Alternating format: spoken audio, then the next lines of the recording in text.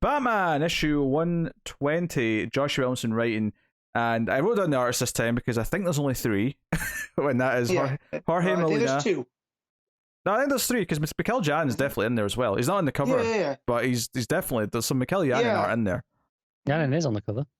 It wasn't on the image on the website on League of Comic Geeks, so they clearly added his name to it at some point. But Tomei Mori is the third artist in question. That's the colorist.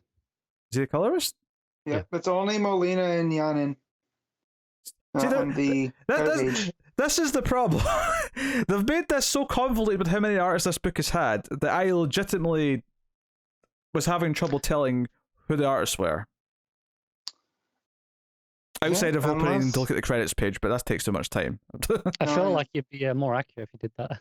It would be, but I'm the front page also has Benedetto on there, unless that's the backup. I'll be the backup, yeah. Okay. I'll be the backup. So that's not on there. Actually, I don't know, because the backup has its own little thing on the right, on the cover. Oh, sure. Okay, maybe then. Yeah. Well, regardless of who's doing what art where, and we'll talk about the art, I'm sure, because there is that flipping back and forth between the artists again, which has some, results. There's more of it this issue than last, I think. Do you know what's so weird is that I love Janin's art and it looks great, but because the other stuff from Molina is so moody and perfect for the story, I found texture. I found myself being disappointed every time it went to Janin, and I love Janin's art. Molina's stuff, it's a bit scratchier. Yeah. Yep. It's got a bit grittier to it. Yeah, the mass texture. It's got that sort of paint texture to it. Yep. Which I really, really like. But heavier on the inks, right? Yeah. But yeah, so our detective here, Kea, she smuggles Batman out of the crime scene in a body bag, and even cracks a line. Why is there a zipper inside the body bag? What purpose could that possibly have? I suspect that it's just not that hard to still pull it down, even without the little zipper part. But it's a funny joke. I'll take it. Yeah. So he still can't see. He's still affected by Abyss's powers, is the main thing here at the start. And he can just see himself still. Yeah. So he's like, okay, can we go somewhere dark so I can check myself out and maybe try and figure things out? We see Lex at Lexi's building in Badnesia. Because of course he has a building in every city, presumably. Yeah. Why not? And he's confronted by Abyss's powers, and he reveals that he's actually got a bat suit that he actually did build for Batman, because he was hoping that Batman would join up with them, and he built a suit that is designed to counter Abyss's powers, so Lex can still see. It actually, obviously, I'm sure this will be explained at some point when we find out how Abyss's powers work and how Lex has countered it. But he's figured it out, and he has a counter suit for it. And yeah, so we get some great art of Abyss jumping out at Lex, and I mean, the suit's more of a Lex suit that just has a bat logo on it, to be honest, but that glowing bat logo does look quite nice. Yeah, that just in the dark, that that yellow, that glow is it's so gorgeous. Those pages, good stuff. And the bat logo on this is very Batman Begins bat logo. Yeah, it's got that sort of straight top, sharp. Yeah.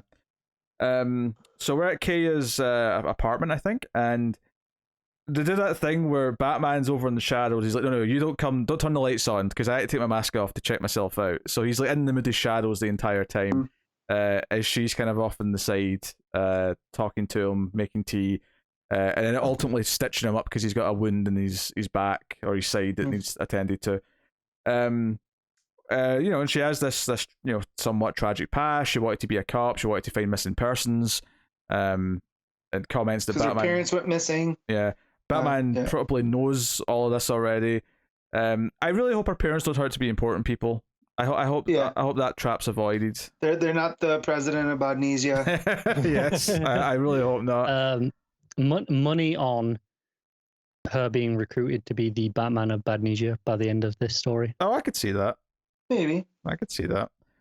But yeah, so good stuff. And the art here is good. It's just like every time we cut to Batman and he's in the panels and the shadows, I'm like, oh, this would be better with the other artist.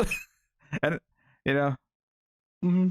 this is I really like those panels though. Not to say the other stuff's bad. But... Yeah, it's just a case of like swapping between artists does this thing, and basically for this story and for the moodiness that it's going for, I do think the Molina art is more suited. It's a lot less distinct as well than last issue, where it was very clear. This Lex section is where we're doing with Yan, and the other stuff's Molina. Here it's a bit more just we'll do some with either or, and we'll kind of just switch where we feel like it. It's not as rigid.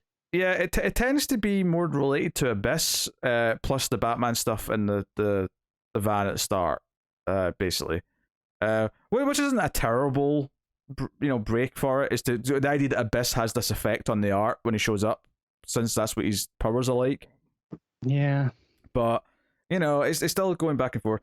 So we find out that the Batman Inc., all the members that were arrested, have all been put in this super high security prison. And Batman's like, I need to go see them. I need to figure out what's going on. And he still can't see anything but himself. So he's still severely handicapped as far as fighting goes. So sure enough, they go to see them. We switch back to Molina. He describes, names of the various, Batman that are there, yeah. And goes to meet them. Turns off the lights himself, and they have a confrontation with him. And what's interesting here is obviously they know that Abyss isn't dead yet, and it's like, okay, well, I can go and talk to them, find out, are they really working for Lex? What's going on? And they basically start fighting Batman.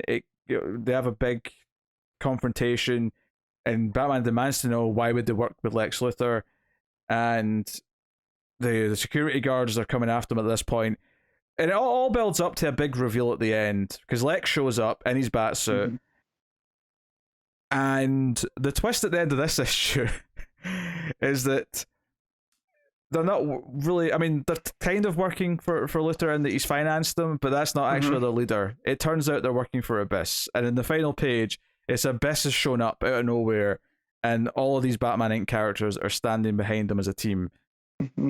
And it says next time Lex Luthor and Batman team up, because maybe Batman's going to have to team up with them. I kind of love it. I mean, I kind of like it in terms of like, okay, this is more interesting in terms of a direction to go. But I did feel Abyss's appearance here in this last page felt so like to the point where I was thinking, was this one of the other members who like took their mask off and turned it Abyss? Like, what's going on? Yeah, because they were supposed to be arrested for killing Abyss. So much that the police are calling them murderers as they walk them out to when Batman has them. It's very messy and overcomplicated.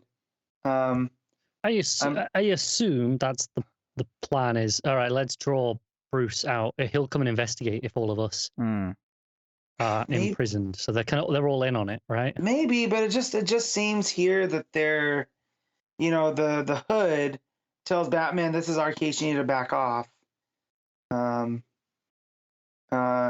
It's very weird that these Batmen would sign up with whoever Abyss is. I wonder if that's maybe they are intentionally out of character because something's going on. Yeah. Like I don't want to say brain control, but like Abyss could have more powers we're unaware of that's affecting them or something. Maybe it's hard to see. I'm looking forward to like getting more of like how and why for this. I will say that I did like the effect of that final page. I just to me the problem wasn't necessarily the complicated nature of like the machinations of the twist. It was more just where did he come from, because it felt like he wasn't in the scene and then he was just standing there for the full group shot. So that was a little bit strange. But also we should mention that Batman can still see Lex. Whatever Lex has got in his suit means that Batman can still see him, even though he's affected by the powers. Batman was also hypothesizing that it might be nanobots or something that's causing him to do this, and that that would make sense for Lex to counter whatever Abyss's powers are. So yeah. I mean, I had a good time with this issue. I think Kaya's a pretty likable character. The more bonding she does with Batman, the more likable she's becoming. So good supporting cast member added to the. Not that she's going to. I mean, I doubt she's going to come back to Gotham, right? And I'm assuming she's going to stick around here. Yeah. But enjoyable for this arc certainly, and Lex looks great in that weird bat suit. And there's no cowl. I mean, when I say bat suit, it's just a bat logo. Yeah. But I imagine there was a cowl. He just doesn't wear it because Lex wouldn't dare cover his face like that if he didn't have to. Right. I'm actually surprised that it doesn't have a higher collar that ends up in the two, like gives him the same figure as Batman, like in silhouette. all right. I feel like he would almost look like some sort of robotic vampire with that collar like that. Yeah. Like he's trying to like be Nosferatu or something. Yeah. The collar's already pretty high. Yeah. Yeah, that'd be kind of weird. Yeah, I'm digging this. It does feel like an interesting story. I was worried when we heard that Batman Inc. was going to be a factor in this story. I was a little, I don't know if I really want Batman Inc. stuff. This is more interesting to me because it's more using them as a plot, not even a plot device, but like they are plot collateral as opposed to the plot being about setting up more Batman Inc. stuff. And I'm enjoying the new characters that have been introduced, and I'm typically enjoying the art, although I do wish it was a bit more consistent one way or the other. But yeah, I'm into it. I think the overall sense of style and like the powers of Abyss and the interactions with Lex and Kea are what I'm digging about this. So I'm along for the ride for now. It's not done anything to upset me. So I'm having a good time. All right. Did anyone read the backup? No. I didn't think so. All right, Matt, what are you rating Batman? I'm gonna do 7.5. You okay, Connor? Yeah, same again. Same again.